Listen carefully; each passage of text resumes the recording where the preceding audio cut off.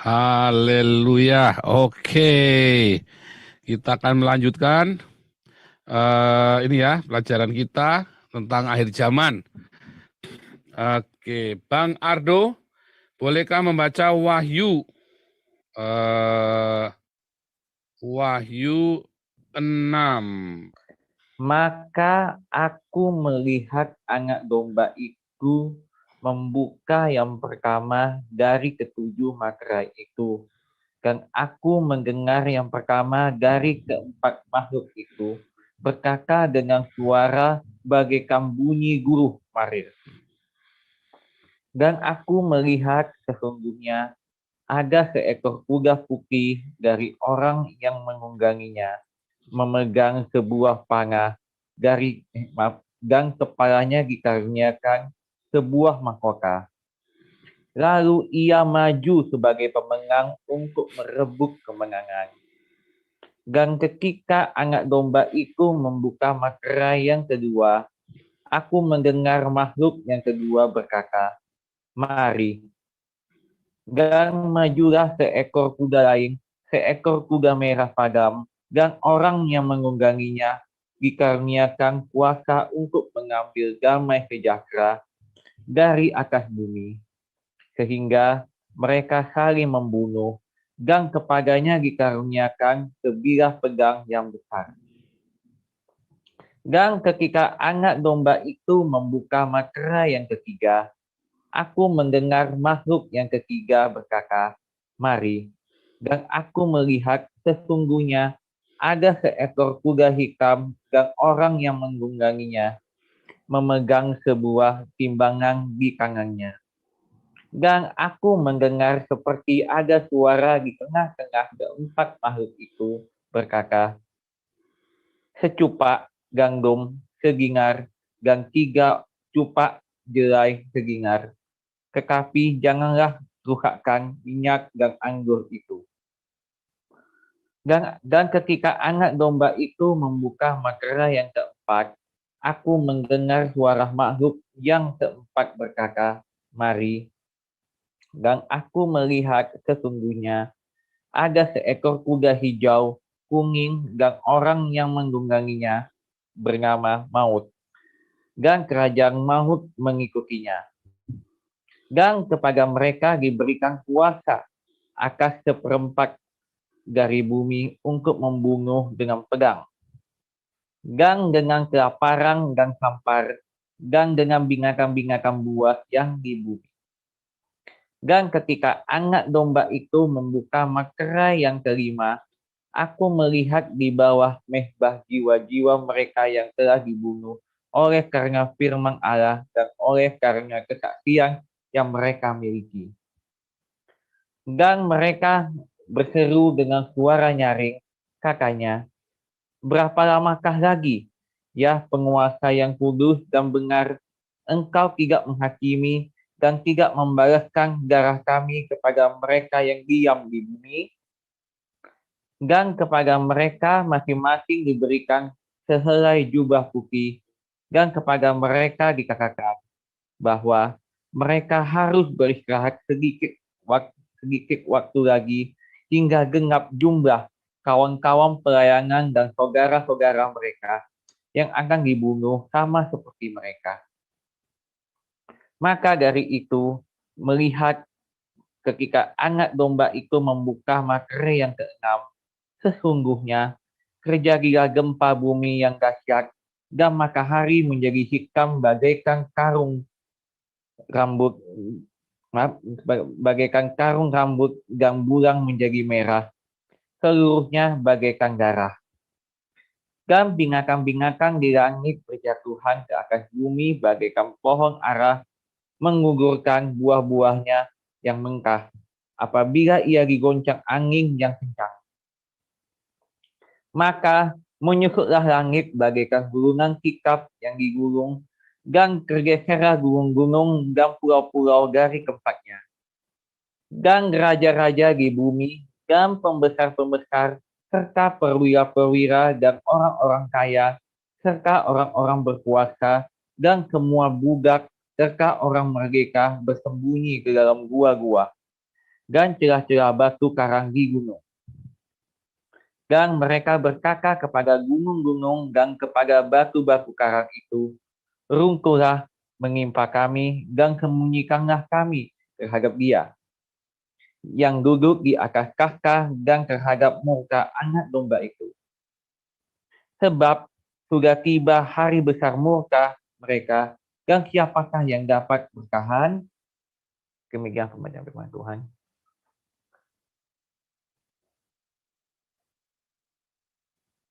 Ya, sudah ya. Sorry, tadi saya sempat tersign out tadi. Iya, nggak apa-apa, Pak Paul. Terima kasih. Terima kasih, Pak Paul. Sebentar, mana ini tadi?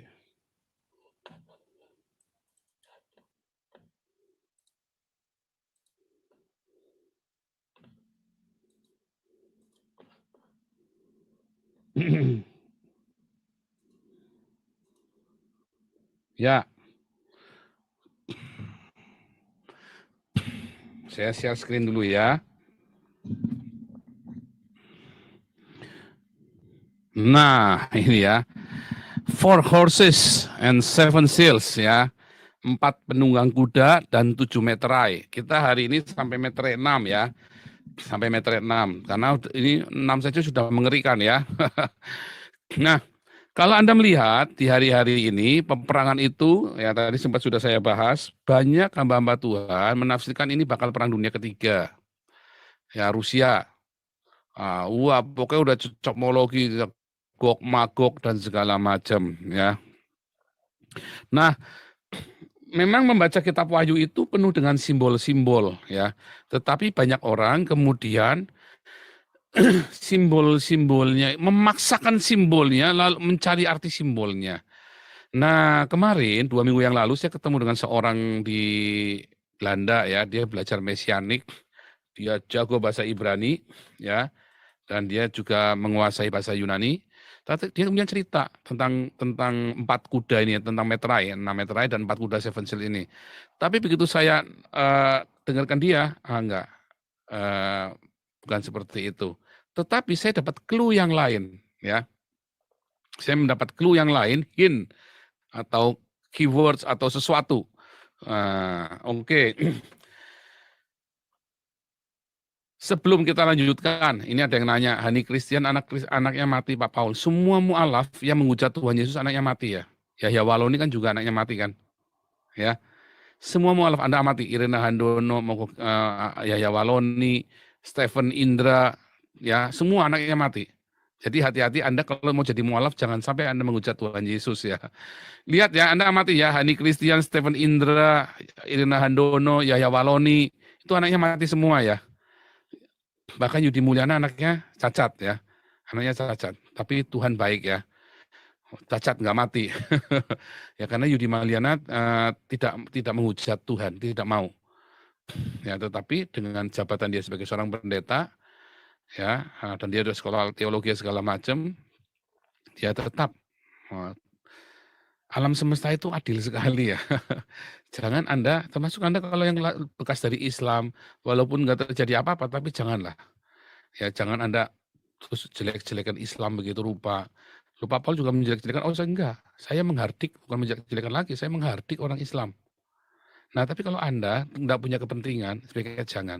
Alasannya memberitakan Injil, jangan. Ya. Memberitakan Injil itu bukan dengan cara bongkar-bongkar Islam. Kemarin saya berapa kali orang-orang mendesak saya ya. Loh, saya dulu ngajar Islamologi ya, saya sempat jadi dosen Islamologi. Enggak begitu ya. Saya menghardik orang Islam, beda. Saya tidak menjelek-jelekan orang Islam. Saya menghardik orang Islam. Ya, terutama yang radikal-radikal ini. Jadi Anda harus bedakan. Ya, tapi kita nggak mau bahas itu. Saya hanya tadi membahas tadi karena ada yang komentar masalah Hani ya. Ini tadi saya perlu saya bahas. Tapi Anda hati-hati para mu'alaf, malah ada yang mati ya sekeluarga ya. Bukan cuma anak yang mati, sekeluarga karena dia menghujatnya luar biasa sekali. Itu menghujat Roh Kudus benar-benar itu ya, makanya nggak dikasih bertobat lagi. Ya. Nah, kita lihat ya. 4 kuda dan 7 meterai. Ada 4 kuda, ada 7 meterai. Tapi sebenarnya ada lagi ya, 4 makhluk. Ada 4 makhluknya. The beast ya. Ada 4 makhluk yang lain lagi. Kuda putih, kuda merah, kuda hitam, kuda hijau kuning. Ya.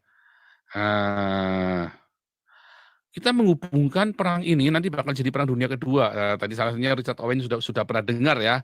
Mungkin sudah pernah dengar ulasan ini akan jadi perang dunia ketiga.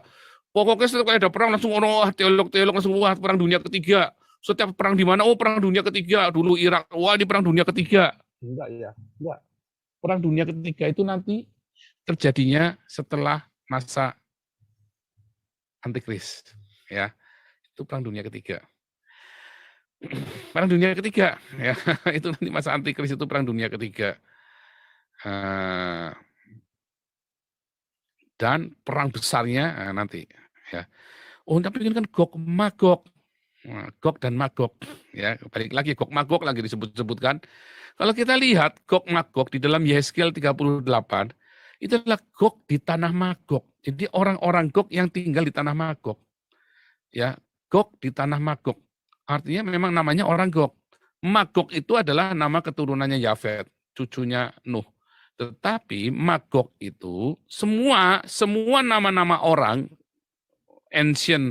the ancient patriarchal, ya, nama-namanya akan menjadi nama wilayahnya. Edom, tanahnya namanya tanah Edom. Aram, tanahnya namanya tanah Aram. Ya.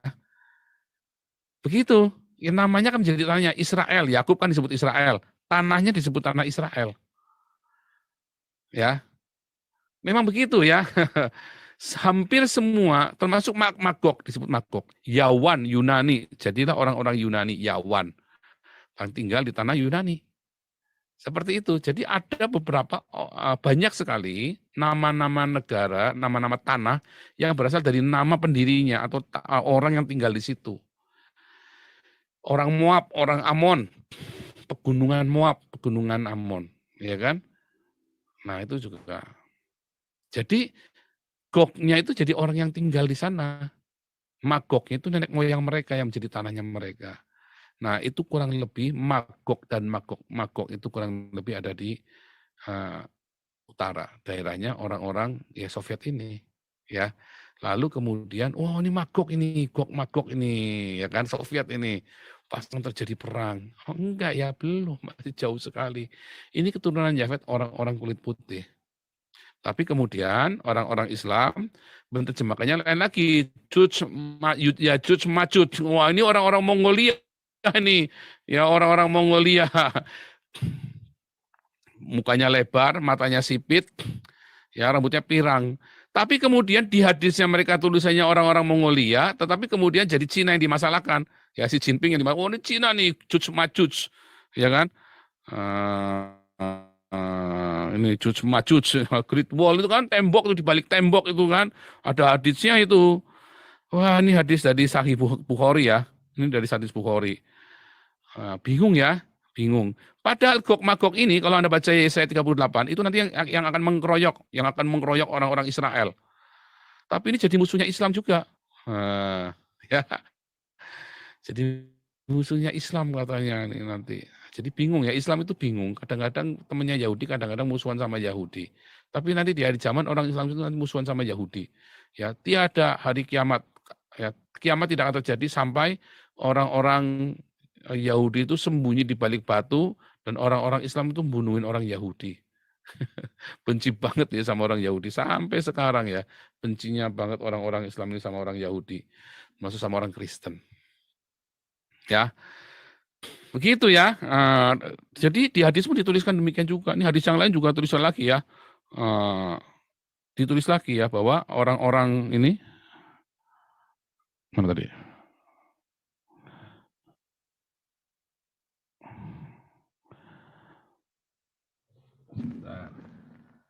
Ya, betul.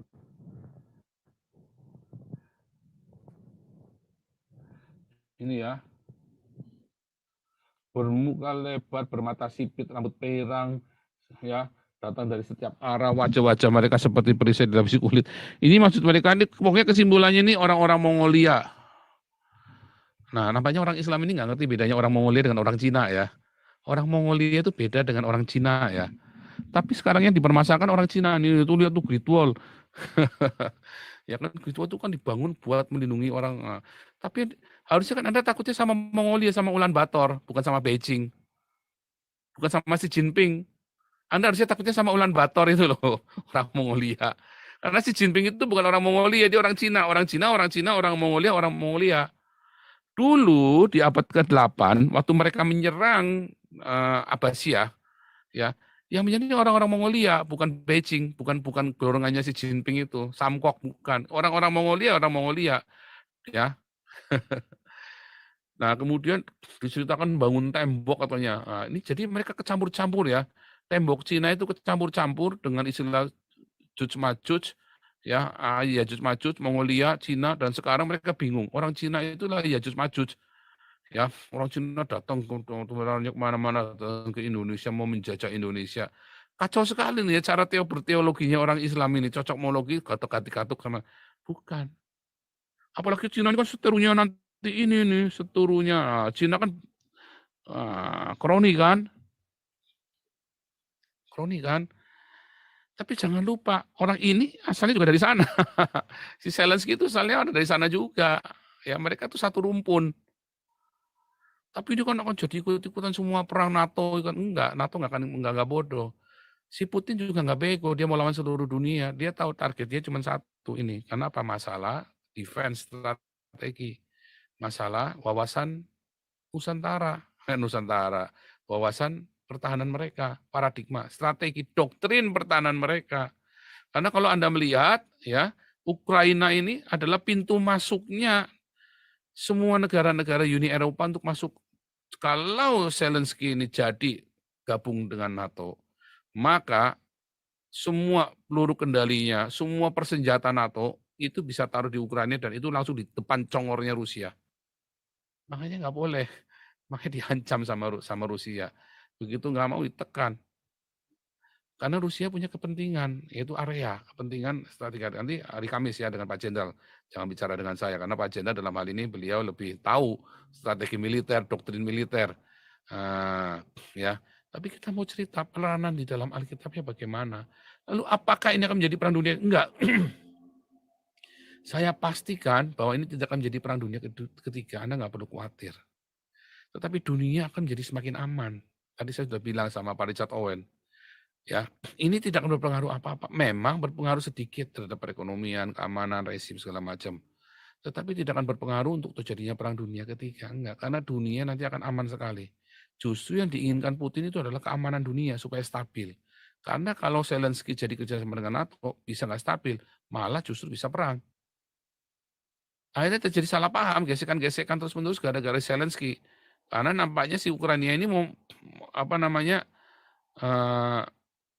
ya bermain dua kaki, ya kan? Entah dia ada di pihak mana dan dia mau apa. Dan Putin nggak suka. Nah itu nanti biar urusannya Pak Jenderal Tobing hari Kamis ya, kita akan membahas ini. Nah, mudah-mudahan juga hari Kamis sudah selesai perangnya ya, jadi kita cuma tinggal menganalisa lebih tepat. Kalau sudah selesai kan lebih tepat analisanya kita. Nah, tetapi kalau Anda melihat bagaimana Cina diam, karena Cina ngerti kesulitannya Putin. Dia juga mengalami hal yang sama.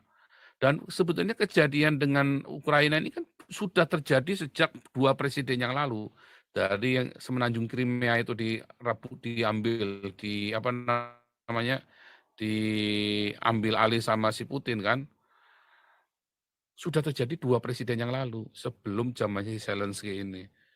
Ya, jadi panjang itu ceritanya dengan Ukraina itu asalnya dari Chernobyl ya. Asal itu dari Chernobyl meledak itu gara-garanya. Chernobyl meledak, ya. Sekarang sudah diambil alih ya oleh Rusia Chernobylnya. Tetapi kita sedang melihat ya bagaimana si Putin ini ateis, oh bukan ya, Putin itu seorang Katolik ya. Seorang sorry ya, Kristen Ortodoks ya, Ortodoks Rusia. Putin itu seorang Ortodoks Rusia ya. Dia bukan ateis, jangan ngomong Putin ateis, salah Anda. Nah, tetapi kalau Anda melihat yang unik dari cerita ini ya, dari apakah ini adalah penanda zaman? Oh ya, ini penanda zaman. Justru ini akan menjadi perdamaian dunia. Orang akan tersadar semuanya. Masing-masing merasa terancam. Seluruh dunia merasa terancam. Sehingga mereka akhirnya bikin kesepakatan. Iya, kita sadar, kita semua merasa terancam. Ya, justru ulahnya Putin ini akan menjadi presiden bagi seluruh dunia untuk introspeksi. Amerika aja udah nggak berani. Amerika aja nggak berani teriak, ya. Jerman aja cuma bisa menghimbau, PBB saja cuma bisa ngemis-ngemis, tolong Putin stop, stop, nggak bisa stop. Karena dalam kacamata saya pribadi, yang bikin gara-gara Zelensky. Ingat, Zelensky itu bukan seorang militer loh, ya, dia itu seorang pelawak loh. Ya, artinya dia hanya seorang oportunis. Dia memandang dunianya dalam dunia komedi, dalam dunia sandiwara. Itu hidupnya dia seumur hidupnya dia belajarnya itu. Ya, beda dengan Putin, dia seorang intelijen. Seumur hidupnya dia itu diabdikan dengan mencari tahu. Dengan keseriusan seorang intelijen, hidupnya antara hidup dan mati. Beda dengan Zelensky, hidupnya antara bercanda. Dunia ini hanya humor. Pengetahuannya dia adalah pengetahuan humor. Yang dia mengerti adalah semuanya adalah sebuah panggung sandiwara. Beda dengan Putin. Oh, bagaimanapun juga itu pengaruh ya. Seumur hidup Anda sebagai apa itu akan mengaruhi cara berpikir kita. Mengambil keputusan, cara memandang, perspektif, paradigma. Itu semua ada dalam seluruh aspek dalam kehidupanmu dari Anda lahir sampai Anda dewasa, sampai Anda tua. Nah, jadi ya kalau dalam pemandangan saya perspektif, kalau ini perspektif pribadi ya. Ini pribadi ya. Zelensky dalam hal ini salah. Karena dia memilih sekutu yang salah. Dia mau pergi ke NATO. Walaupun sebetulnya ya Uni Eropa adalah pilihan terbaik. Kalau di dalam dunia yang plural ini, Uni Eropa adalah pilihan terbaik. Mereka bersatu, tetapi mereka independen. Jerman sendiri, Belanda sendiri, Swiss sendiri, Belgia sendiri, Prancis sendiri, Spanyol sendiri, mereka independen. Tetapi di dalam hal pertahanan, di dalam hal keamanan, di dalam perekonomian, mereka bersatu. Tapi di dalam masalah-masalah keseharian lokal, mereka itu independen. Mereka nggak urusan satu sama lain. Ya, bahkan Jerman saja anggota Uni Eropa, mereka federasi di dalamnya. Ya kan? Jadi unik sekali Uni Eropa ini, Anda melihat mereka itu berbeda-beda tetapi satu. Enggak kayak Indonesia dipaksa bersatu walaupun hatinya berontak semua, pengen bunuh-bunuhan. Ya kan? Hatinya berontak semua tapi dipaksa sedemikian rupa supaya bersatu, dipaksa dengan otoritas, dengan kegilaan. Bukan dengan kesadaran. Kenapa? Karena doktrin tadi ya, masalah doktrin dan apa yang kita pahami. Dan agama. Ngeri, agama itu menjadi nomor satu, maka doktrin apapun rontok semua. Nah, ini juga tanda-tanda akhir zaman. Justru itulah tanda akhir zaman. Bukan Ukraina dan Rusianya, bukan. Tetapi kesadaran manusianya. Ya, bahwa ternyata agama. Nah, agama itu kan dinomor dua kan. Apakah itu hal yang negatif? Oh bukan, itu positif. Orang tidak peduli lagi dengan agama itu positif. Tapi ada dampak negatifnya. Alkitab sudah mengajarkan, orang tidak lagi peduli dengan hal-hal yang berbau agama. Ya, itu positif. Tetapi ada dampak negatifnya. Selalu. Ya. Nah, kemarin saya ajari Anda ya, terutama sosialis. Apakah sosialis? Isme ya. Ini adalah satu pemahaman untuk hidup bersama. Ya, sosialisme kan melahirkan komunisme kan. Hidup di dalam masyarakat, ya, di dalam sebuah komunitas komunal, berbagi satu sama lain. Tetapi kemudian mereka bilang, oh kita nggak perlu Yesus. Kita nggak perlu Yesus. Jadi inilah sosialisme dan komunisme. Kebetulan sosialisme ini diajarkan oleh seorang teolog. Si Karl Marx ini kan teolog kan. Ya kan, Karl Marx itu teolog loh. Tetapi dia tidak mengajarkan ismenya loh. Ya, tetapi para pengikutnya, dia mengesampingkan Yesus. Kemudian lahirlah juga liberalisme. Liberalisme ini ajaran dari Tuhan Yesus juga liberal, yang engkau akan merdeka. Ya, teologi pembebasan, teologi kemerdekaan, Yohanes 8 ayat 32, engkau akan mengetahui kebenaran dan kebenaran itu akan membuat engkau liberal, merdeka. Bebas, liberal ya kan, membebaskanmu. Keseimbangan akan terjadi, keseimbangan, kesamaan hak. Itulah liberalisme. Tetapi ismenya ini terjadi karena mereka, saya mau bebas-bebasnya.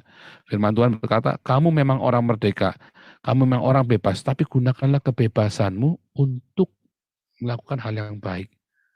Alkitab mengajarkan kita gitu ya, kamu memang orang merdeka, tapi merdeka untuk berbuat jahat, merdeka untuk berbuat baik. Tetapi gunakanlah kemerdekaan itu untuk berbuat baik. Karena kita bukan lagi budak. Anda tidak dipaksa untuk berbuat baik, tetapi ayo kita berbuat baik. Nah, kemudian liberalisme, saya mau sebebas-bebasnya tanpa ada Tuhan Yesus. Lalu lahirlah kapitalisme, ya kan?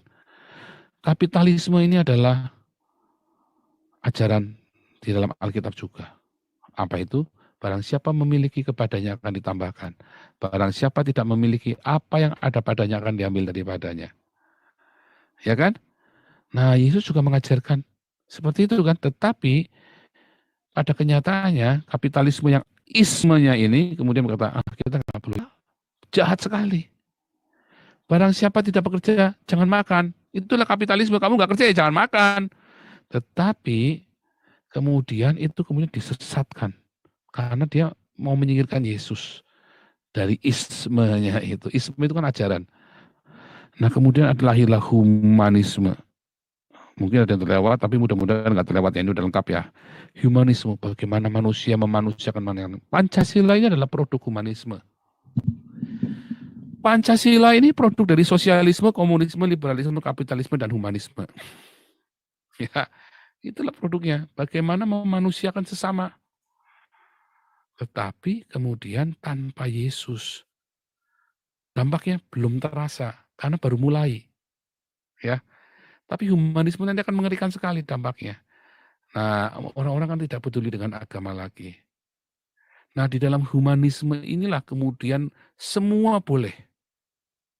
Semua boleh. Yang membatasi hanya hukum. Hukumnya pun didesain. Ya, didesain. Nah, selama orang patuh dengan hukum, maka kebebasan itu akan dijamin. Tapi masalahnya kemudian hukum itu nanti akan dibelokkan. Sampai sekarang di Eropa orang lebih takut hukum daripada takut sama Tuhan. Orang Eropa tidak takut Tuhan, mereka lebih takut hukum. Karena bikin SIM saja bayarnya 3.000 sampai 5.000 euro. Ya, hampir 100 juta. SIM sama mobilnya sama harganya. Ngeri. Humanisme ini begitu kuat ya. Dari humanisme ini lahirlah LGBT. Ya kan? Rainbow. Ya kan, pelangi kan simbolnya kan. Jangan saling menghakimi katanya humanisme. Kita tidak mau saling menghakimi. Kalau kamu memang pandanganmu begitu ya tidak apa-apa. Toh jangan merugikan. Selama tidak merugikan orang lain. Selama tidak mengganggu kebebasannya orang lain. Ya, apakah yang menghambat kebebasannya setiap orang? Adalah kebebasannya orang lain. Makanya diatur dengan hukum. Kebebasan itu. Nah, itulah humanisme, itulah rainbow. Jangan saling menghakimi. Kita jangan saling melakukan penilaian kepada orang lain. Belum tentu yang Arab itu jahat, belum tentu yang Islam itu jahat, belum tentu yang Kristen itu jahat, belum tentu orang beragama itu jahat. Tapi belum tentu orang tidak bertuhan itu jahat loh. Belum tentu orang-orang homo dan lesbian itu jahat loh. Banyak orang-orang yang beragama jauh lebih jahat. Ini penting ya untuk Anda memahami kitab Wahyu. Pelajaran ini penting ya. Ini Anda kudu ngerti prinsip-prinsip ini supaya Anda bisa ngerti kitab Wahyu. Karena kita masuk.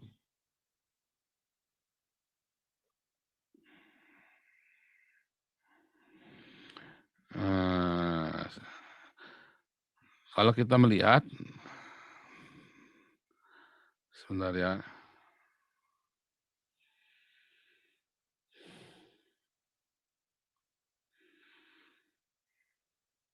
Enggak.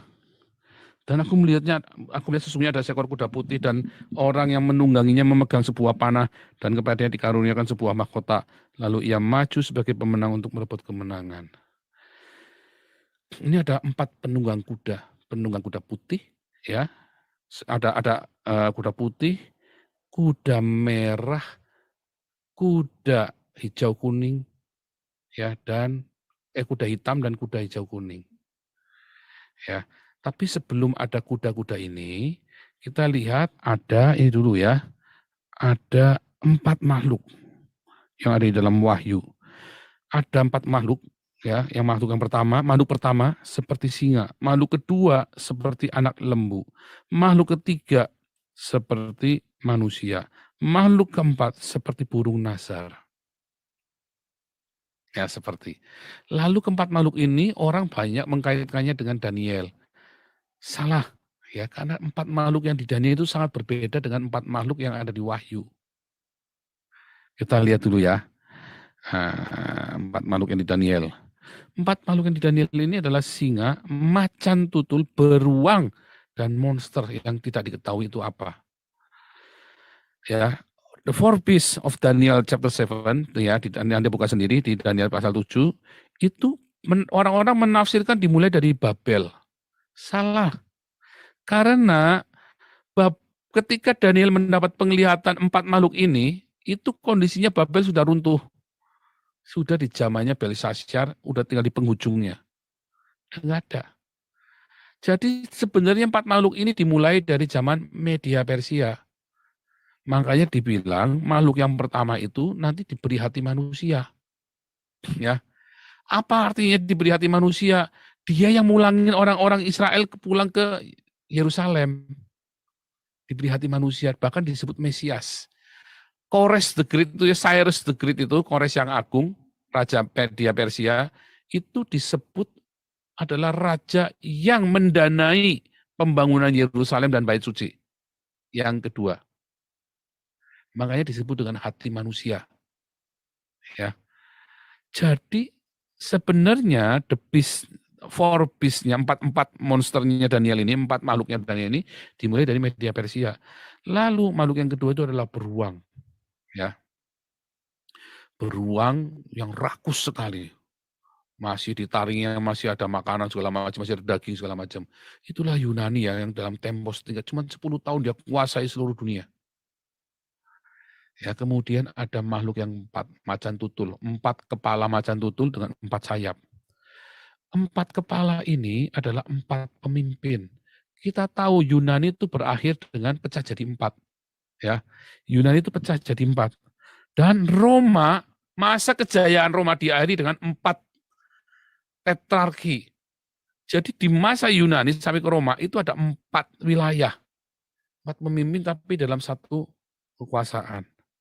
Ya, di dalam versinya Yunani ya dibagi menjadi Makedonia, ya, daerah Makedonia, daerah Germania, daerah Helenis dan Ptolemai, ya, atau Alexandria, ya, Alexandria bagian, ya, terus daerah Helenis mulai Mesopotamia sampai Israel, kemudian daerah Makedonia dan daerah orang-orang Eropa. Dan kemudian di zaman Roma ada namanya tetrarki ya, 4 blok atau 4 kekuatan Roma dibagi 4 divisi atau 4 wilayah Roma yang hampir sama pembagiannya, daerah Mesir, daerah Mesopotamia, ya, daerahnya Makedonia, dan daerahnya ini ya, Makedonia, Pergamun, dan oh sebentar, ini terpecahnya ini ya, kebalik petanya ya. Nah, tetrarki, saya kebalik petanya nih. Nah, petanya kebalik, sorry ya. Saya balik aja sekarang.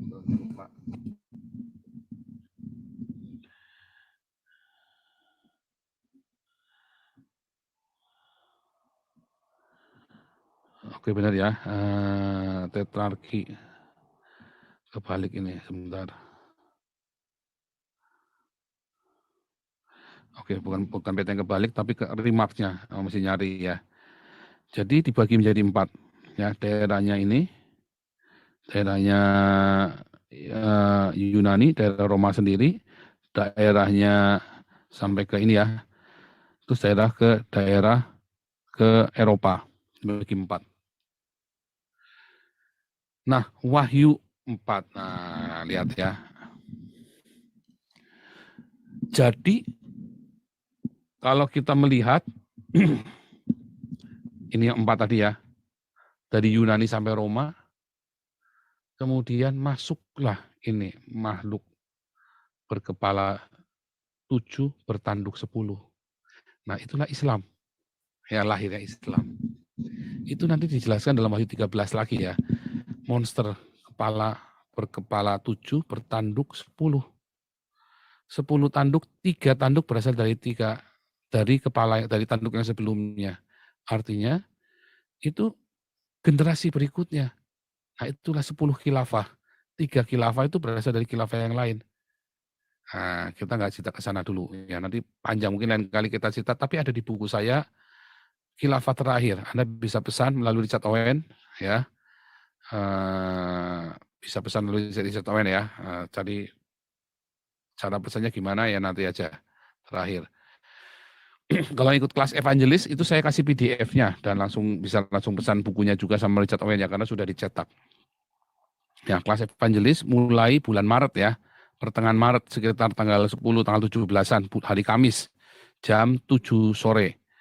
Ya, jam 7 sore, tapi nanti akan ganti jam 6. Kalau masuk bulan April nanti ganti jam 6 ya, jam 7 sore. Tapi sementara kita mulai jam 7 sore kelas evangelis. Itu nanti Anda akan belajar evangelis dan apologetik, saya ajarin detail dan saya kasih materinya semuanya. Nah, kemudian kita masuk binatang yang keempat, zaman Daniel, itu zaman Islam. Dimulai dari kebangkitan Arab ya. Roma ini kan berlanjut dengan Arab kan. Perang melawan Arab kan, peperangan dahsyat antara Roma dengan dunia Arab. Yaitu Kristen dengan dunia Islam. Ya kan? 10 khilafah, 3 khilafah berasal dari khilafah sebelumnya. Penerus khilafah sebelumnya kan. Nah, itu ceritanya ya. Jadi itu cerita 4 monsternya Daniel, penglihatannya Daniel, 4 the beast-nya Daniel. Tetapi kita lihat sekarang 4 makhluk the beast-nya yang dilihat oleh Yohanes di Pulau Patmos. Ini hampir sama dengan yang dilihat oleh Yehezkiel. Ya, ada 4 muka. Muka pertama adalah kerub, yang kedua adalah muka manusia, yang ketiga muka singa, keempat adalah muka Raja Wali. Ya, kalau kita ingat, lembu ini adalah yang dibikin patung lembu emas. Lembu ini adalah pemujaan, tempatnya pemujaan. Ya, tempatnya pemujaan orang-orang penyembah Baal. Ya. Hubaal. Filistin itu menyembah Hubaal. Ya, dan mereka bawakannya dengan lembu-lembu ini. Israel juga waktu tersesat di Sinai, mereka menyembah lembu emas. Ini adalah proyek penyembahan dari zaman Mesopotamia, zamannya Babel kuno, ya, imbasnya sampai ke India. Sampai sekarang masih ada pemujaan terhadap lembu. Dan ada di Hubaal. Hubaal itu adalah allahnya orang Quraisy yang asli ya. Hubaal itu disebut Allah ya oleh orang-orang Quraisy. Sama seperti Yesus disebut Allah. Jadi Allah itu bukan monopolinya orang Islam. Sebelum Muhammad lahir, Allah itu, Yesus disebut Allah.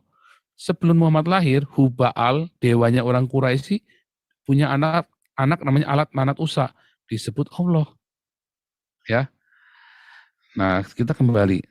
Jadi penglihatan Yeskel hampir sama dengan yang Wahyu ya. Makhluk pertama seperti singa. Jadi singa itu yang pertama, yang kedua adalah anak lembu, yang ketiga adalah muka manusia, yang keempat adalah burung nasar. Nah, sekarang kita masuk ke kuda-kuda.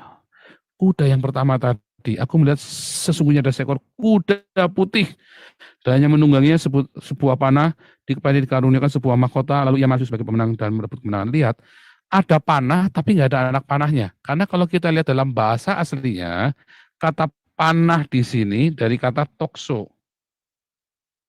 Bahasa Yunani kan. Tokso ini juga cerita toksik, racun ya. Racun. Lalu teman saya ini menafsirkan bahwa ini adalah coronavirus.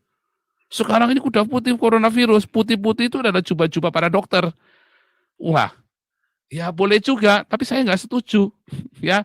Karena disebut kemenangan, punya mahkota dan disebut kemenangan. Nah, inilah mahkota, inilah crown kan, corona kan, seperti mahkota kan, ya kan. Jadi coronavirus itu adalah kuda putih. Dia bilang begitu ya. Bisa nggak? Bisa, boleh. Tapi saya nggak setuju, ya. Ya, bisa, kebetulan cocok. Corona itu artinya mahkota kan, corona itu kan. Bisa bisa. Tokso itu kan diracun, Anda kan dikasih racun kan badan Anda kan. Itu racun, Anda itu dikasih racun. Kuda putih, dokter-dokter yang bawa racun. Tokso itu toksik ya. Tokso itu artinya panah, busur. Tokso itu sama dengan busur, tapi juga sama dengan racun. Tokso ya. Nah, tapi kalau Anda lihat ya kata tokso ini juga berarti pelangi. Karena itu ada di dalam Kejadian 8. Aku akan menaruh busurku. Nah, ini gambarnya belum saya kasih ya. Kejadian 8. Kejadian 8 ya.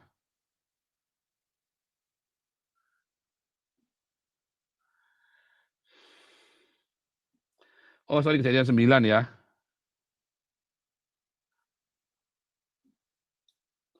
Nah, ini ya. Busurku. Di dalam bahasa Yunaninya dikatakan tokso. Toksoku akan kutaruh di awan. Makanya nggak ada anak panahnya. Cuman busur saja, bau. Bau ya. Lengkungan begini ya. Ini busur. Bau, pelangi. Ya. Jadi kuda putih yang menggunakan mahkota membawa busur itu dikatakan dia punya kemenangan. Artinya memang nanti dunia itu akan aman sejahtera. Dan kalau Anda lihat juga LGBT kan simbolnya kan rainbow kan. Jangan artinya rainbow itu artinya Anda jangan menghakimi itu loh. Itulah humanisme. Makanya kuda putih itu melahirkan humanisme. Tetapi kalau kita ingat kuda putih itu juga penunggangnya adalah Tuhan Yesus. Artinya cinta itu akan berkuasa di seluruh bumi. Akhirnya cinta itu akan menang. Dunia ini akan makin lama makin aman, ya. Dunia ini kan makin aman. Karena dengan adanya banyak bencana alam di muka bumi ini dan perang-perang yang hampir terjadi, ya. Amerika pun sudah menarik pasukannya. Kesadaran akan satu keinginan untuk perdamaian dunia. Manusia-manusia merajalela ya akhirnya menghasilkan para pengungsi, jutaan pengungsi pergi ke Eropa, ke Amerika, ke Australia. Menyadarkan dunia. Orang-orang Islam itu akan dikucilkan, akan habis. Ya. Akhirnya kemenangan itu di pihak orang-orang humanisme ini, para humanis ini. Dan kebetulan humanisme itu ajarannya dari Alkitab. Karena Al-Quran tidak mengajarkan humanisme. Al-Quran mengajarkan sosialisme. Ya, Al-Quran mengajarkan hanya sosialisme saja. Ya, hidup di dalam komunitas komunisme. Makanya komunis itu sangat dekat sekali dengan ajaran di dalam Quran. Ya, komunisme dan sosialisme. Beda dengan kekristenan, juga mengajarkan kapitalisme dan liberalisme. Apakah Al-Quran mengajarkan kapitalisme? Enggak boleh. Al-Quran murni sosialis dan komunisme. Makanya negara-negara ini sangat dekat dengan Islam. Hampir sama. Termasuk Cina. Otoriter. Nah, kunci dari kita memahami kuda-kuda yang lain dan meterai-meterai yang lain, kuncinya itu adalah yang kuda putih ini. Kalau kuda putih Anda meleset, Anda bingung ke belakangnya. Makanya kuda putih ini harus benar. Dan di dalam pemahaman saya, kuda putih ini adalah kemenangan para orang humanis, orang-orang yang cinta perdamaian, orang-orang yang cinta dengan tadi tidak suka menghakimi. LGBT itu diizinkan. The rainbow, busurku akan kutaruh di awan. Jadi toksonya itu bukan coronavirus tadi ya, oh ini dikasih vaksin, enggak akan bedanya. Apalagi kalau Anda menghubungkan vaksin itu dengan antikristus. Ingat, Anda divaksin itu yang disuntik tangan kiri loh. Sedangkan antikristus yang diberi tanda adalah tangan kanan. Anda ketika divaksin bukan jidatnya ditusuk pakai jarum loh. Ya, sedangkan antikristus ada di jidat, di dahi Anda, dan di tangan kanan. Sementara saya 2 kali divaksin kiri. Tangan kiri, bukan tangan kanan. Jadi nggak ada hubungannya, nggak ada urusannya. Jangan dibalik-balik. Ya. Ya, mahkota kemenangan. Artinya memang diberikan mahkota kemenangan. Orang-orang kan menjunjung tinggi humanisme. Ya, nggak cuma Eropa, Indonesia pun sedang bergerak ke sana. Humanisme. Ya, Menteri Agama pun nampaknya sudah mulai sadar bahwa toa itu sama dengan gonggongan anjing. Menteri Agama pun udah menyadari bahwa toa itu kayak gonggongan anjing buat kita yang dengar. Ya kan? Seperti lolongan anjing, kalau orang pakai toa itu tiap pagi sehari 5 kali, rame-rame bunyinya. Lebih senang dengar gonggongan anjing daripada toa. Anjing itu nggak akan menjadi satu bakar. Anjing itu nggak bakal bakar masjid, bakar rumah, nggak bakal perkosa Anda. Gigit iya, tapi juga jarang orang digigit anjing mati. Ya, tapi kalau orang Islam sudah ributin toa, wah itu bisa ada yang mati, bisa ada yang dibakar tuh. Ya kan? Bahkan Menteri Agama pun akhirnya menyadari bahwa rainbow itu, ya, kita ini beragam. Anda tahu rainbow itu kalau diputer pelangi ini, ya, Magicu Hibineum, kalau diputer spektrum warna jadi warna putih. Ya, warna putih itu nggak ada. Adanya Magicu Hibineum. Kalau Anda cari warna putih, nggak ada. Ya, adanya Magicu Hibineum. Merah jingga, kuning, biru, nila, ungu. Karena gabungan dari spektrum warna ini jadilah warna putih. Nah, itulah kuda putih. Ya, di mana orang-orang yang berbeda-beda, tetapi mereka bisa saling toleransi mawas diri. Itu yang apa namanya? Yaitu tadi Indonesia Gemari Paloh Jinawi Tata Tentrem Kertara Harja itu. Karena ada toleransi, ada mawas diri. Makanya pendeta-pendeta yang hidupnya dalam hedonisme, di dalam kemewahan nggak bisa. Karena di dalam ini, di dalam humanisme itu bukan cerita orang mewah, nggak ada. Ya, karena di dalam humanisme orang itu akan saling tepas selira. Daripada bermewah mereka akan tolong sesamanya. Disitulah orang akan peduli dengan sesamanya. Oh, akan terjadi. Dan sekarang sedang mulai. Makanya banyak artis-artis Hollywood itu ya, contohnya Angelina Jolie, ya. Upahnya dia main film, langsung dikasihkan untuk donasi di Afrika. Bill Gates itu hartanya itu dihabiskan buat donasi. Banyak orang-orang yang mengerikan ya berdonasi gila-gilaan. Mark Zuckerberg, semua. Wah, itu gila-gilaan orang yang hidup sederhana itu. Ya, mereka itu orang-orang yang hidup sederhana. Dibanding Gilbert, Mark Zuckerberg itu hidupnya lebih sederhana. Hartanya ribuan kali lebih banyak daripada Gilbert. Tapi gaya hidupnya Mark Zuckerberg nggak pakai jam tangan 15 miliar. Kelihatannya nggak pakai jam tangan ya Mark Zuckerberg juga ya. Ya kan? Gaya hidupnya Mark Zuckerberg lebih sederhana daripada Gilbert. Aneh kan? Hartanya jelas ribuan kali lebih banyak. Orang kaya yang hidupnya hedonisme cuma Jeff Bezos ya. Kemarin beli kapal di Belanda, di Rotterdam. Sampai dia membayar khusus jembatan Rotterdam itu ya. Di Rotterdam ada satu jembatan dibayar sama dia khusus. Orang Belandanya mah seneng-seneng aja ya kasih duit. Cuma sampai geleng-geleng ini orang kaya gila dia bilang. Duitnya cuma buat gituan doang. Itu pun diomelin ya. Wah, masuk di ini televisi Belanda ya.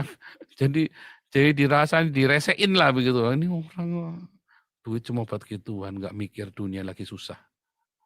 Beda kan? Beda kualitasnya. Luar biasa ya. Luar biasa. Oke, jadi itulah kuda putih kuncinya. Dunia akan mengalami satu titik aman yang luar biasa. Dan kita sedang ke arah sana. Itulah sebabnya Paus Francis sedang mengupayakannya. Jadi jangan malah jadi penghalang, oh itu antikristus. Enggak, itu memang dunia. Alkitab sudah menuliskan. Kita buka 1 Tesalonika 5.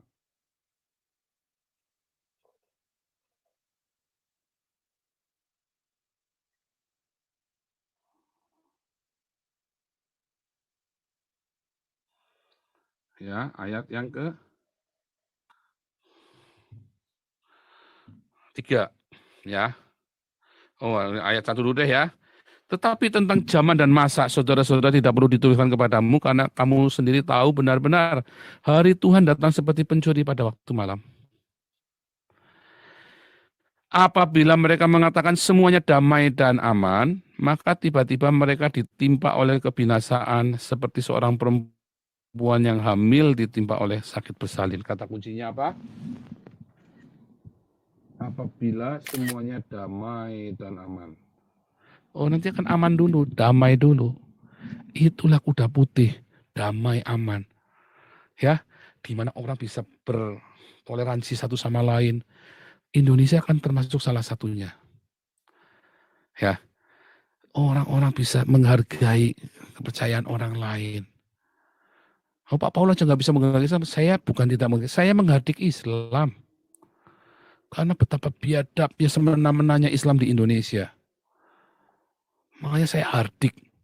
Emang cuman kamu yang punya Indonesia, emang cuman kamu yang punya suara. Sekarang kamu dengar omongan saya, kamu kelabakan, nggak bisa apa-apa, bingung. Ya kan? Terima kasih untuk viewernya 1,5, 1,6K. Tolong like-nya juga. Dan jangan lupa di subscribe ya. 1,6K viewernya tolong di subscribe, tolong di like. Kalau yang nggak subscribe, nggak like, nanti saya kutuk jadi kodok dalam tempurung. Jangan lupa, pelit amat lu, gila lu. Cuman nge-like saja, subscribe, jangan lupa di-share ya. Ini materi hari ini bagus sekali ya. Materi. Jadi nanti dunia akan aman. Dunia sedang menuju ke sana, termasuk Indonesia. Dengan teriakannya kita, rombongan para nabi. Hari ini didengar ya. Tiap hari selalu ada progres. Ya, pemerintah tergopoh-gopoh. Walaupun masih ada ketidakadilan, kita harus teriak lebih keras lagi. KC dihukum 10 tahun, ya Waloni cuman dituntutnya 7 bulan. Nah, itu kan dagelan. Tetapi itu kan di depan mata, supaya orang lihat, oh ternyata memang ada ketidakadilan. Memang ada, dan orang Islam pun tahu sebenarnya.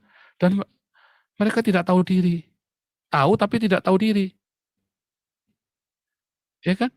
Ada ketidakadilan. Oh iya dong, kita yang mayoritas, kamu harus tunduk sama. Nah, itulah kebiadaban Islam. Itulah kebiadabannya orang Islam di Indonesia. Ya, merasa mayoritas lalu muslim semena-mena. Oh, di Eropa nggak ada begitu. Nggak ada di Eropa begitu, walaupun Islam minoritas. Kami sangat menghargai sekali orang-orang Islam ini. Makanya aman. Yang bikin ruwet siapa? Apakah orang Kristen? Apakah orang-orang kulit putih? Yang bikin ruwet orang Islam sendiri. Sudah dikasih hati ngerogor rembelah di sini.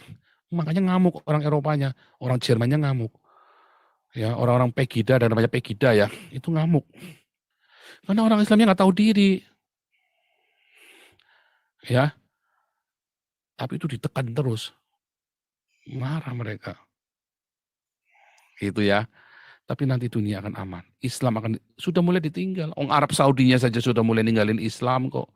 Arab Saudi saja sudah mulai ninggalin Islam. Bagaimana mungkin kalian orang di Indonesia masih mau berkutat dengan Islam? Islam itu sudah nggak populer lagi. Orang-orang Islam yang ada di Eropa menjadikan Islam hanya sebagai kultur. Bukan lagi ideologi, bukan lagi kultus. Bukan lagi kultus ya, kultus atau okult, penyembahan, bukan lagi ideologi, tapi hanya kultur saja. Ya, bahkan beberapa teman saya bisa makan babi sudah di sini.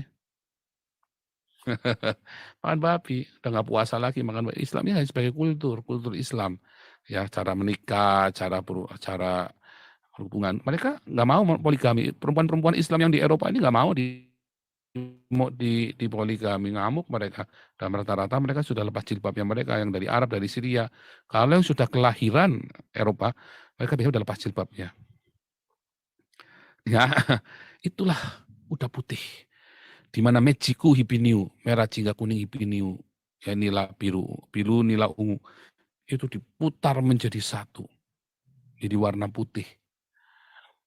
Rainbow, ya, rainbow tadi kan busurku. Busur itu kan tadi kan, itu dari kata yang sama ya, tokso ya, busur. Akan ku taruh toksoku. Nanti begitu itu sudah aman, damai, tenang, itu akan berjalan beberapa saat lamanya. Bagaimana bisa aman, damai, tenang? Karena ada microchip.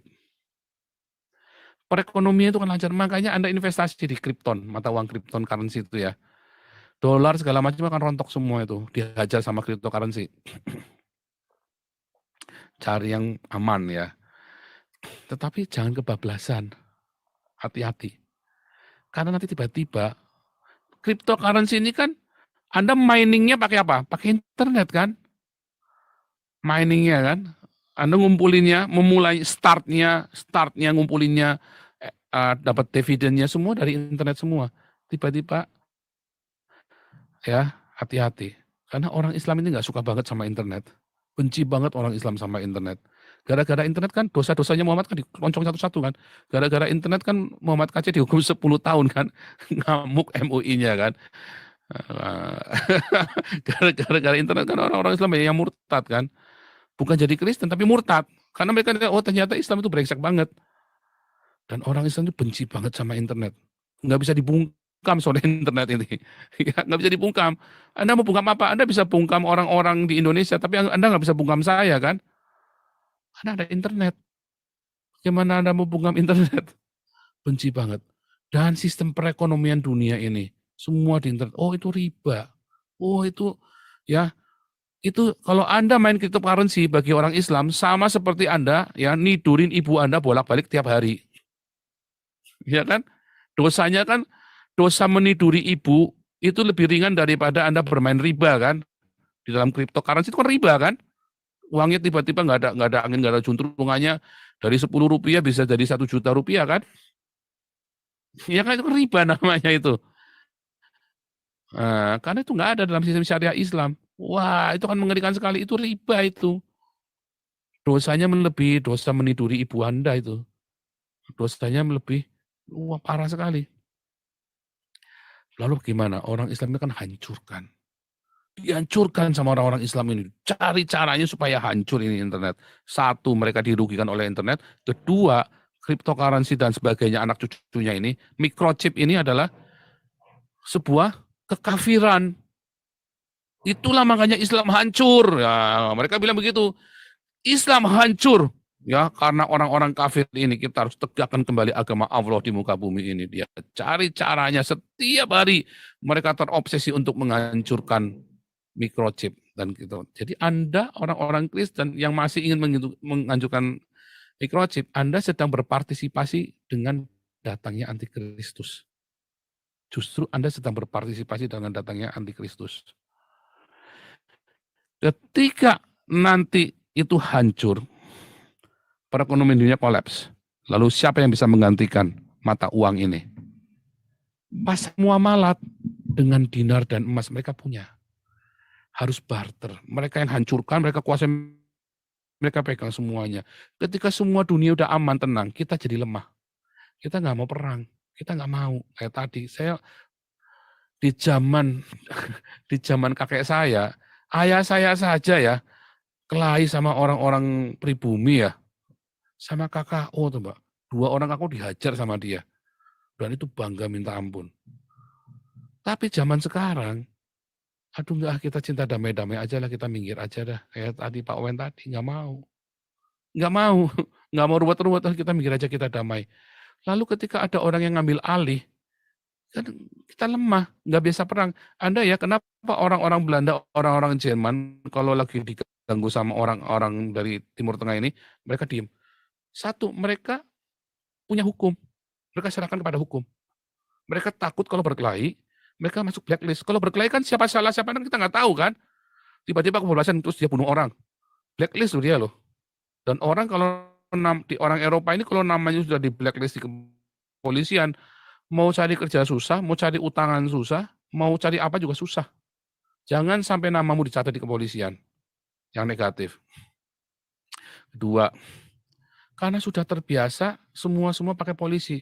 Jadi mereka nggak terbiasa. Anda lihat ya, bule-bule di Bali itu kalau digebukin sama orang-orang pribumi dari Banyuwangi itu kan, kasihan loh. Saya kalau ngeliat saya berdarah-darah digebukin ya. Karena mereka nggak biasa tarung. Orang-orang Eropa ini udah nggak bisa berkelahi, nggak kayak dulu. Gagah perkasa begitu ya. Orang-orang Eropa itu badannya fitnessan tapi tangannya melambai semua. Ya, tangannya melambai, badannya fitnessan tapi tangannya melambai. Jadi lemah. Jadi ketika orang-orang Islam tiba-tiba ngambil alih, mereka lemah. Mereka nggak siap tempur, ya, nggak siap tempur mereka. Orang-orang Islam ini, ya yang dari Arab ini, mereka kan biasa tempur. Mereka itu orang-orang jihad semua, sudah siap perang. Orang Eropa jumlahnya 20 kali lipat lebih banyak daripada komunitas Islam yang ada di Eropa. Kan ada 200 juta orang di Eropa, ada 20 juta orang Islam di Eropa, ya kan? 10%-nya kan. Tetapi orang-orang Islam ini pasukan jihad semua.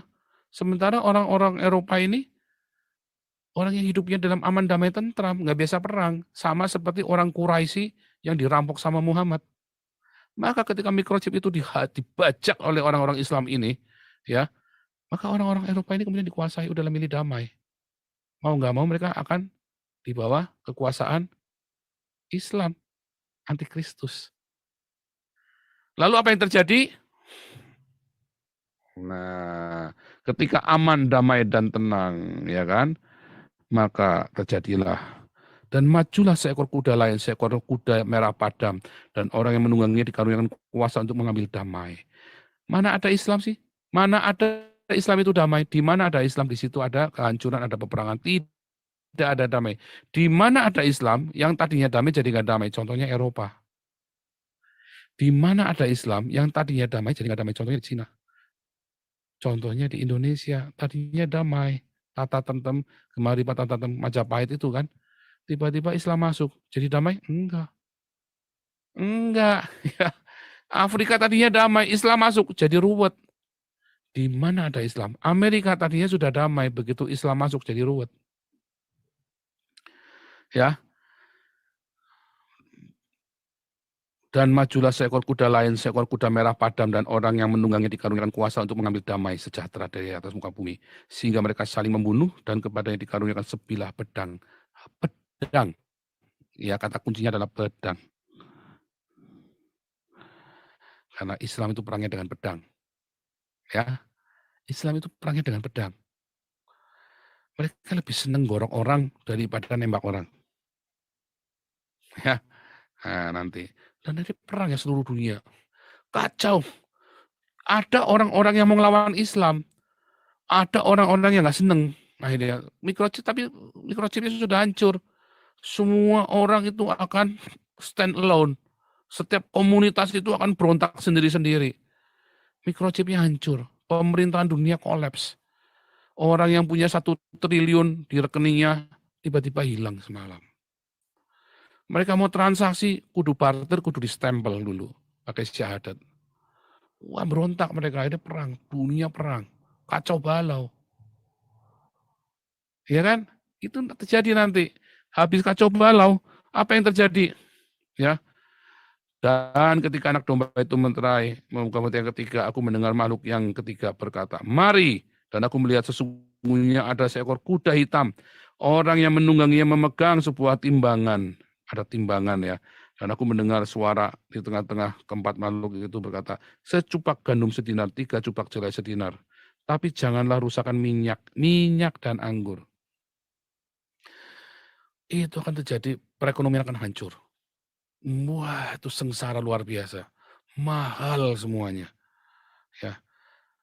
Bayangin 1 gandum secupak ya, secupak gandum 1 dinar.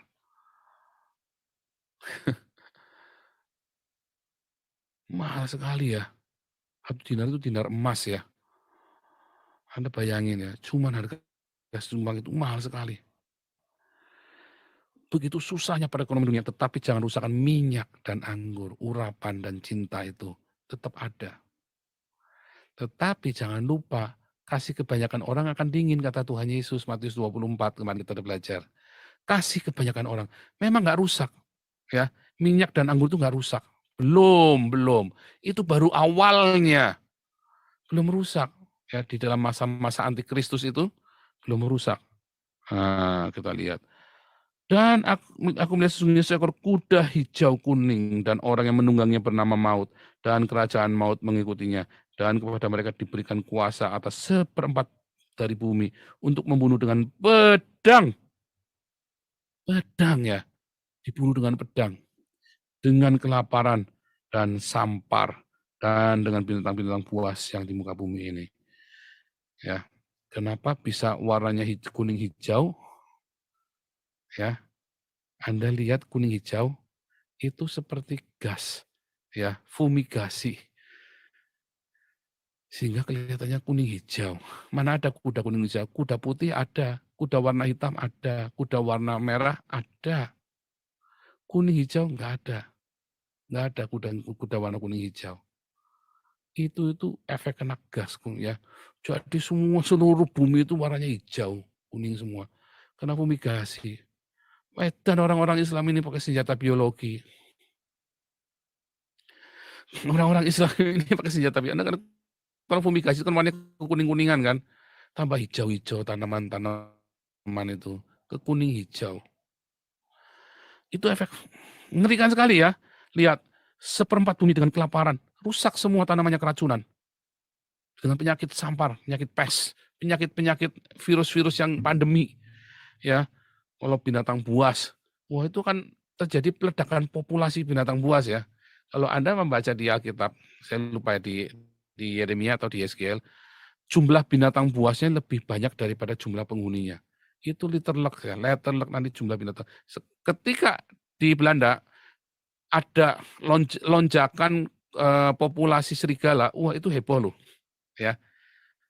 Ada lonjakan populasi serigala di Jerman, pertama kali 2 tahun yang lalu di Jerman ya, itu heboh loh masuk berita. Mengapa bisa lonjakan tiba-tiba? Wah mereka takut, ada apa ini? Karena mereka kendalikan semuanya. Tiba-tiba di Belanda dilaporkan ada banyak serigala. Oh itu dari Jerman itu, tahun kemarin ya, dari Jerman itu. Dan itu bukan itu saja, nanti ada lonjakan binatang buas ya. Selain ada pandemi, ada ada binatang buas, kenapa? Karena mereka harus eksis binatang-binatang buas ini. Caranya evolusi itu kan bertahan dari kehidupan. Cara mereka survive itu dengan beranak pinak sebanyak-banyaknya. Tiba-tiba ada lonjakan populasi. Dan kalau lonjakan binatang buas itu lebih banyak daripada populasi manusianya, itu lebih mengerikan lagi. Tetapi beberapa orang menafsirkan, ya, beberapa orang menafsirkan itu adalah virus yang ditanam, virus buas itu ya. Yang kayak kalau ceritanya orang itu zombie-zombie itu loh. Tapi itu sebuah virus. Karena kalau saya pernah melihat ada satu obat yang bisa bikin orang jadi zombie ya, yang mereka bisa punya kekuatan yang luar biasa sampai dia bisa lompat tinggi sekali dan dia bisa, tapi akhirnya mati, langsung mati gitu ya. Karena overdosis. Wah serem ya, tapi kita nggak mau berandai-andai, kita tidak mau bersimbol-simbol. Sebentar, saya ulangi ya, sebentar ya. Lihat ya, kuda putih ya, ditandai dengan singa, ya kan? Maka makhluk yang pertama itu berkata, "Mari." Lalu penunggang kuda putih itu datang, ya kan? Singa. Kita tahu singa ini selalu cerita singa Yehuda. Kalau bilang singa, selalu bilang cerita singa. Semua kata singa itu adalah lambang kekuatan dari anak domba, yaitu Tuhan Yesus.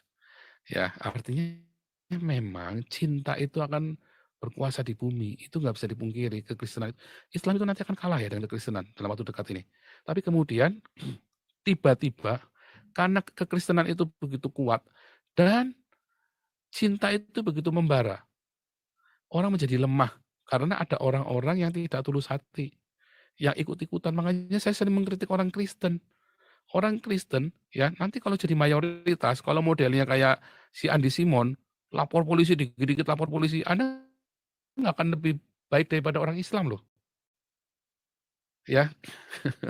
Kan jadi lemah. Nah, makanya itu nanti ada orang yang ini tadi, kerbau lembu, ingat Hubal, ya. Lembunya adalah simbolnya Hubal kan. Itulah Islam kan. Islam itu kan menyembah Hubal, alat manat Uza. Allah Islam itu Hubal, yang diwakili oleh lembu dalam tradisi orang Filistin, orang Kanaan, dan orang-orang di daerah Mesopotamia. Ingat wings bull, ya lembu. Itu semua adalah simbolisasi. Makanya si lembu ini dia berkata, "Mari," ya. Tetapi bukan berarti lembu ini adalah Islam, bukan. Saya lagi cerita bagaimana lembu ini merepresentasikan. Walaupun sebenarnya lembu ini kalau di dalam Yeskel tadi adalah Yeskel 10 tadi ya, adalah kerubim. Ya, lembunya adalah kerubim itu. Dia yang menjaga. Jadi lembu ini bukan di pihak Islam, bukan. Tetapi dia yang mengizinkan Islam itu bangkit. Ya, karena keempat makhluk ini mencerminkan Tuhan Yesus sendiri ya, menunjukkan Tuhan Yesus dan Roh Kudus. Itu nanti ada di pelajaran apologetik lebih lengkapnya, karena itu panjang sekali. Jadi kita hanya potong saja di situ ya. Intinya lembu itu yang mengizinkan, mari katanya lembu ini. Kemudian serupa anak manusia, ya. Inilah yang melakukan perdagangan dunia ini ya, bilangan manusia. Ya, Anda harus di stempel bilangan manusia, ya kan? Makanya si anak manusia ini yang serupa anak manusia bilang, mari. Karena ini ceritanya tentang humanity yang dirusak, dihancurkan. Ya, nanti kalau kita ngelihat di pasal yang paralel dengan pasal 6, ya, maka kasih kebanyakan orang akan menjadi pudar. Kasih kebanyakan orang akan menjadi pudar. Ya, cintanya udah pudar semua. Lalu lihat ini adalah burung nasar, bangkai-bangkai berkeliaran. Yesus berkata, sama ya, ini pembandingnya Matius Wahyu Wahyu 6 ini pembandingnya di Matius 24 semua ya. Di mana ada bangkai, di situ burung nasar berkerumun. Ya. Lalu metrai yang kelima. Tadi kan satu kuda pertama, kuda putih metrai pertama. Metrai pertama ada damai di muka bumi ini, ada keamanan, ada tepa selira, ada Bhinneka Tunggal Ika di muka bumi ini. Ya kan? Tiba-tiba lagi aman damai 1 Tesalonika 5 ayat 3 sampai 5. Tiba-tiba dibajak sama orang Islam. Ya kan? Dibajak. Itulah metra yang kedua. Yang munculnya kuda merah. Ya lembu itu ngomong, "Mari." Dibajak. Ya. Kemudian metra yang ketiga, kuda hitam. Ya, perekonomian dihancurkan. Harus 666. Anda harus pakai tanda 666 sama dengan syahadatnya Islam. Ya, Islam kan menghancurkan seluruh perekonomian dulu kan. Perekonomian, pasar syariah, pasar muamalat, ya dengan baru bisa barter. Ya, agama yang sangat manusiawi. Ya, karena Islam tidak sanggup memikirkan yang rohani ya. Mereka hanya bisa memikirkan yang manusiawi. Kemudian burung nasar berkerumun. Ya, metra yang keempat. Meter yang kelima, ya, darah para martir, altar para martir, ya, mesbah jiwa-jiwa dibunuhnya dengan apa? Dipenggal kepalanya. Di Wahyu yang lain, di ayat yang lain, orang-orang yang dipenggal kepalanya, ya, orang-orang yang dipenggal kepalanya. Bentar, ini mau mati.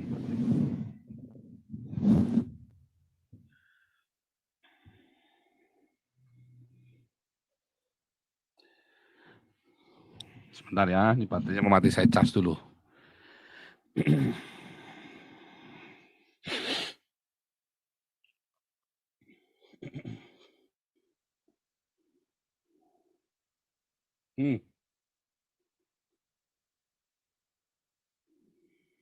Ayatnya sambil saya carikan ya.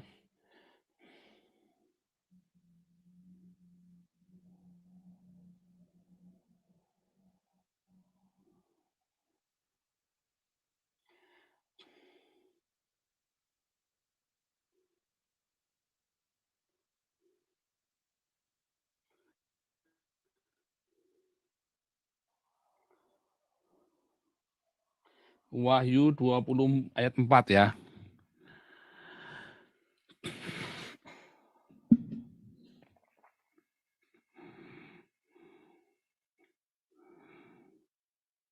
Lalu aku melihat tahta dan orang-orang yang duduk di atasnya. Kepada mereka diserahkan kuasa untuk menghakimi.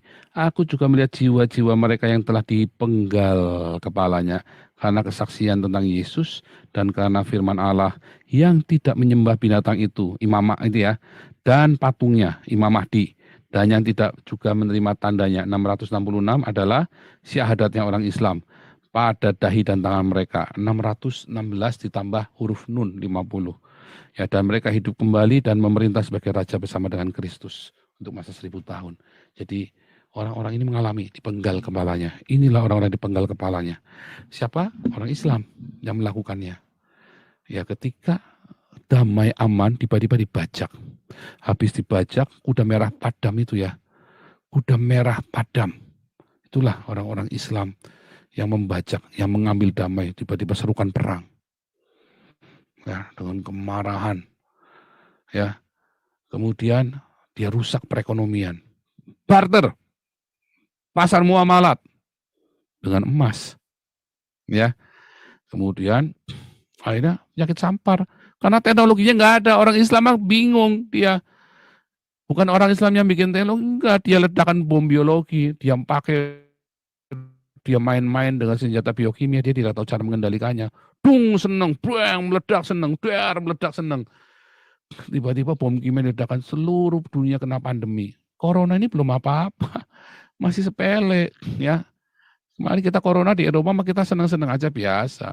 Biasa aja. Di Indonesia memang khawatir Anda karena pemerintahnya nggak tegas. Karena rakyatnya juga bodoh. Kita di Eropa mah tenang-tenang aja. Ya, karena apa? Disiplin. Bukan panik ya, disiplin. Kalau Indonesia mah panik. Kayak tadi ya Pak Victor bilang itu benar, saya tahu rasanya. Makanya kemarin ibu saya meninggal pun saya nggak bisa pulang. Pulang pun nggak bisa, harus karantina. Jadi cuma pulang kan, bukan tidak berbakti, pulang pun nggak bisa. Dan Tuhan memang buat semua itu, supaya Anda jangan memfitnah saya tidak berbakti kepada ibu. Pulang pun nggak bisa tengok. Pulang pun tidak bisa ikut ke pemakamannya, 11 hari karantinanya 10 hari. Ya kan, nggak bisa. Nah ya, meterai kelima. Nah inilah mulai aniaya orang-orang dipenggal kepalanya. Mulai orang-orang Kristen yang ketangkep nggak mau bersyahadat, gorok, dipenggal kepalanya, dianiaya, ya. Wah, dipenggal. Oh, rapture Pak, nggak ada, belum ada, mana ada rapture di situ. Meterai 1, 2, 3, 4, 5. Rapture itu nanti sangkakala terakhir. Jangan bilang rapture dulu, Anda dan saya ngalamin. Wah serem amat Pak, kalau gitu ngapain kita jadi orang-orang baik-baik? Loh justru Anda harus jadi baik-baik karena kasih kebanyakan orang akan dingin. Anak akan menyerahkan orang tua akan menyerahkan anaknya, saudara-saudara sendiri akan saling menyerahkan. Kenapa? Karena tadi secupak gandum harga sedinar, 3 cupak jelai harga sedinar. Edan saudara, nggak tahan mereka saling menyerahkan demi dapat gandum, demi dapat makanan. Mereka jual sesamanya sendiri. Akan jual dan terjadi Matius 24 ya. Kasih kebanyakan orang akan menjadi dingin. Matius 24 ya kuncinya, Anda baca Matius 24 terus pokoknya ya. Kasih kebanyakan orang akan menjadi dingin. Lalu bagaimana? Ya Anda harus seperti 5 gadis yang bijaksana. Anda harus kumpulin kasih dari sekarang. Kasih itu dikumpulkan. Nggak bisa ujuk-ujuk Anda punya kasih. Nggak ada. Kasih itu dikumpulkan dari hari ke hari melalui diakonia, marturia. Anda latih terus cinta itu sampai menumpuk, sampai menumpuk, sampai menumpuk, cinta itu sampai melimpah dalam hidupmu. Karena nanti cinta itu bisa berkurang. Anda ngelihat ya saudaramu mengkhianatimu. Kayak saya, dulu saya cintanya membara ya. Saya lahir baru umur 12 tahun. Umur 15 tahun saya mengerti tentang Roh Kudus. Saya rema, semua rema itu ya 15 tahun. Kepenuhan dengan rema. Dan saya memberitakan Injil sampai saya umur 25 tahun. Sampai saya umur pokoknya tahun 2008 itu ya. 2008, 2010 saya mulai dikhianati. Saya sering melihat dikhianati, yang mengkhianati sesama rekan hamba Tuhan. Kasih itu menjadi dingin. Lama-lama hilang, saudara. Hilang. Tadinya saya kalau diselip mobil, ditabrak pun saya senyum. Udahlah, enggak apa-apa mas, ada asuransinya. Tetapi ketika kasih itu dingin ya, jangankan Anda nabrak saya, Anda nyalip saya aja bisa tak uber loh. Anda berani nyalip saya terus motong nggak semestinya, tak uber tak ajak lari pinggir jalan. Saking hati lu pahit sekali tau nggak, marah. Semua orang tak ajak ribut, semua orang. Oke berani salah ngomong tak ajak ribut. Karena kasih itu sudah lenyap. Sampai saya kemudian mengalami perjumpaan dengan Tuhan Yesus yang membebat luka hati saya. Sembuh. Tapi memang begitu prosesnya, saudara. Jadi Anda harus menimbun kasih dari sekarang dengan berdiakonia. Makanya ada perumpamaan talenta. Kalau Anda sampai nggak bisa ikut aktivitas diakonia, paling nggak 1 talenta itu Anda kirimkan ke Damaris. Uang itu supaya Anda jangan bersalah sama Tuhan. Jangan diseret ke neraka. Ya, Anda transfer ke Damaris, Pak. Damaris lagi cari duit lagi, bukan buat saya. Kalau cari duit buat saya, Mas, saya nggak berani. Orang janji-janji sama saya, orang mau ngasih saya apa aja, saya nggak berani ngejar kok, nggak berani nagih kok. Malu tahu nggak? Minta buat diri sendiri. Tuhan saya, semua Tuhan yang sediakan buat saya. Orang mau janji apa sama saya nggak pernah tagih kok. Malu. Karena kalau memang orang yang digerakkan Tuhan untuk memberkati saya pasti akan diberkati. Tanpa saya harus meminta-minta kepada orang siapapun. Malu. Minta buat sendiri itu. Kalau saya mintakan kemarin ya, saudara-saudara yang tergerak bisa menghubungi Pak David untuk menabur untuk Pak Pendeta Nathanael almarhum in memoriam ya, kan meninggal. Tapi saya malah ditinggal sama Pak David. Ditransfer dulu, udah ditransfer. Tapi kalau masih mau transfer, itu orang meninggal itu habisnya banyak ya. Kemarin baru terkumpul 4 juta untuk Pak Pendeta Nathanael. Jadi kita ambil gelombang 2 ya. Anda hubungi Pak David. Ya itu nanti saya nggak tahu rekeningnya pakai rekening siapa itu ya. Nanti itu bisa, ini Pak David supaya ngatur-atur nanti. Di Embun Pagi ya, nanti Anda masuknya di Embun Pagi aja deh ya. Nanti kita bahas di Embun Pagi. Untuk penggalangan dana, untuk sudah dimakamkan ya, karena meninggalnya kena COVID. Dan istri beliau itu kan kemarin masih sakit kan, yang rawat Pak Nathanael. Jadi sekarang nggak ada yang rawat, anaknya. Ya, itu mereka orang yang hidupnya sederhana ya. Ya makanya saya sih mengimbau kita bisa menyumbang lebih ya. Kemarin terkumpul baru 4 juta ya. Kasihan sekali, saya harap bisa lebih ya. Nah, lanjut. Jadi saudaraku, sekarang ini ya,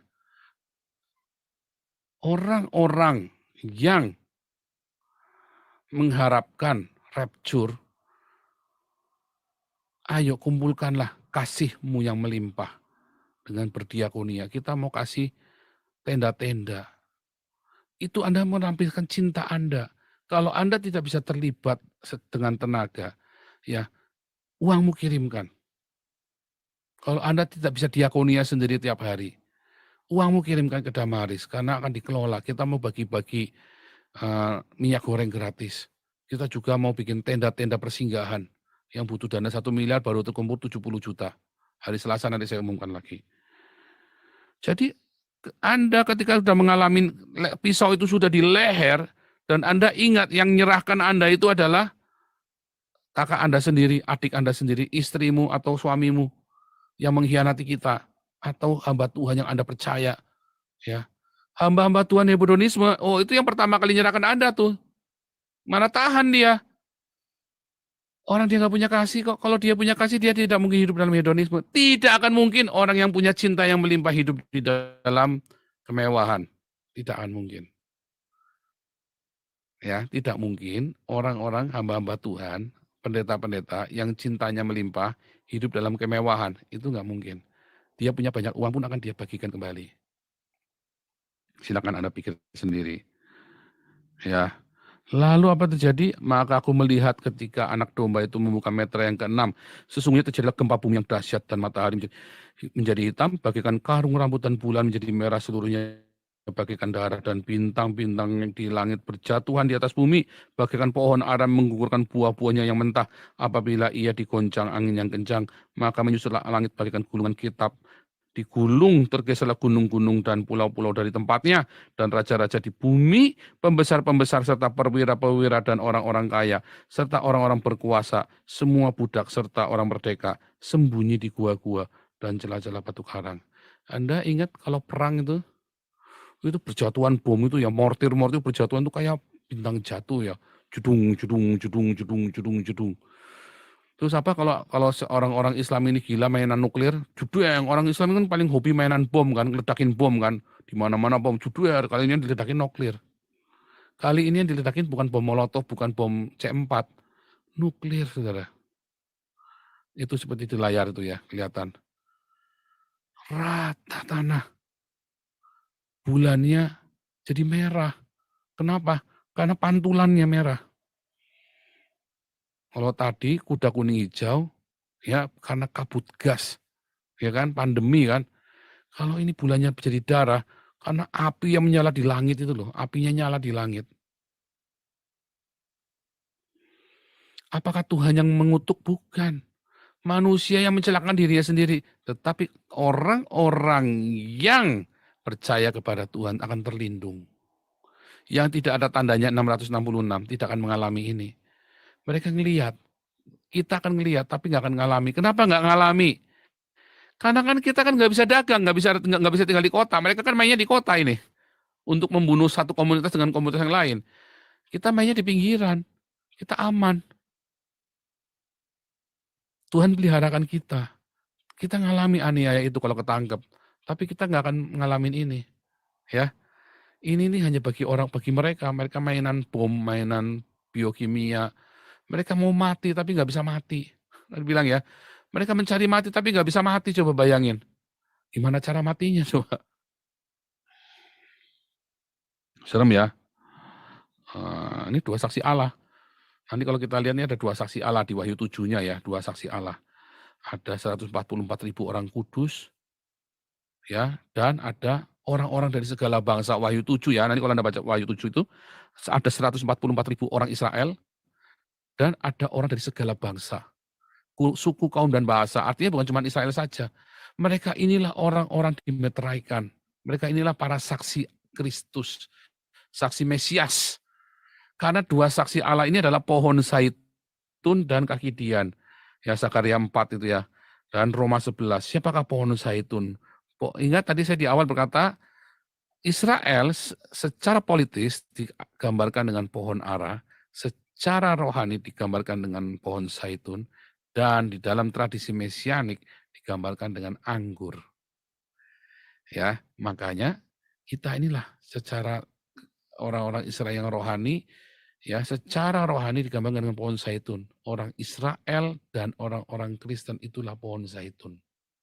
Di dalam Roma 11 ayat 24 ayatnya ada di layar Anda.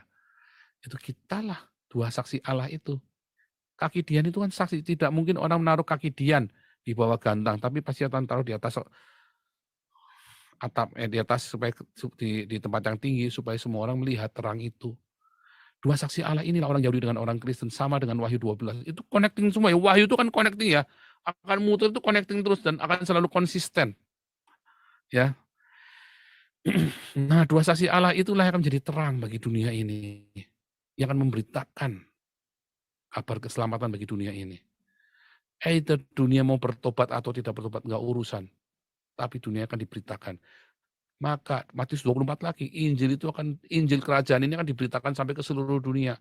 Barulah tiba kesudahannya. Yaitu apa? Ya, ini kan ada 7. Meter yang ke-7 ya. Nah, kita nggak bahas nanti kapan-kapan. Tapi saya lagi mau kasih tahu 7 meter yang ke-7 ini adalah 7 sangkakala. Itu adalah perang di dunia ini ya. Perang biokimia, perang nuklir dan segala macam.